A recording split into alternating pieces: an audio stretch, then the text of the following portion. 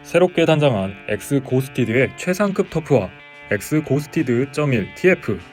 엑스고스티드.1 TF를 신었을 때 첫 느낌은 얇고 질긴 고무가 발을 덮고 있는 기분입니다.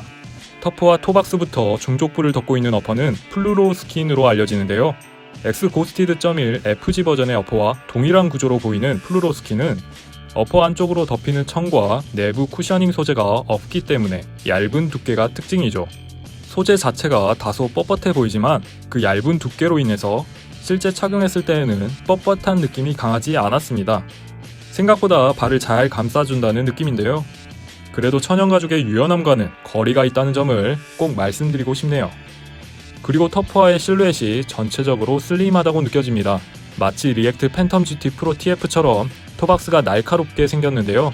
하지만 전혀 상반된 느낌을 받을 수 있었습니다. 발가락이 자유롭지 못한 느낌을 받을 만큼 압박감이 있었던 팬텀 GT에 비하면 엑스고스티드.1은 발가락에 느껴지는 압박감이 적었고 비교적 편안했습니다. 발볼 쪽으로도 불편하다는 느낌은 없었으며 슬림한 모양에 비해서 대체로 편안한 착용감을 느낄 수 있었네요. 그리고 어퍼에서 적당한 탄성이 느껴집니다. 급격한 움직임을 가져갈 때 어퍼가 많이 밀리지 않고 발을 잘 잡고 있다는 생각이 들었습니다. 한편 부드러운 천으로 이루어진 텅은 발등 위를 포근하게 감싸줍니다. 위치가 절묘하게 발등뼈가 자리한 곳이라 발등이 조금 높은 사람들에게도 편안함을 줄 것으로 기대되네요.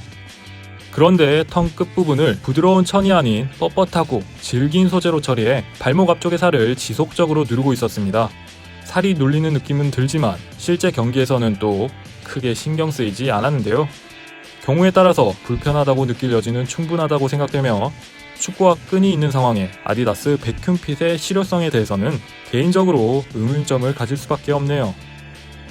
미드솔에는 부스트, 바운스 폼이 아닌 2019년 새롭게 발표된 라이트 스트라이크가 들어가 있습니다. 반응성이 뛰어난 초경량 미드솔이라고 알려진 라이트 스트라이크는 실제로 일반적인 수준의 미드솔이었습니다. 우리가 터프화를 살펴볼 때 꾸준하게 이야기되었던 부분인데요. 리액트, 바운스 등 유명 브랜드가 사용하는 미드솔들에서 동일하게 느낀 점이 있다면 터프화에 들어가는 미드솔은 러닝화에 비하면 다소 딱딱한 쿠셔닝을 보여주었죠.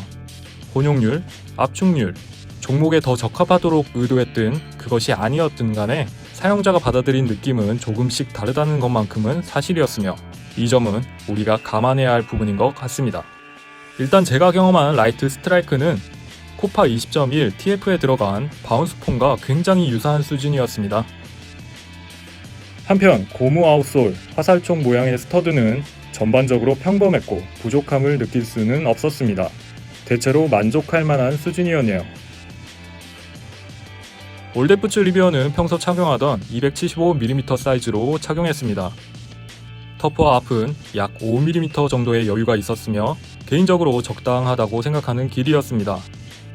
리뷰어 발의 정확한 실측 사이즈는 영상 마지막 총평 부분에서 확인할 수 있습니다.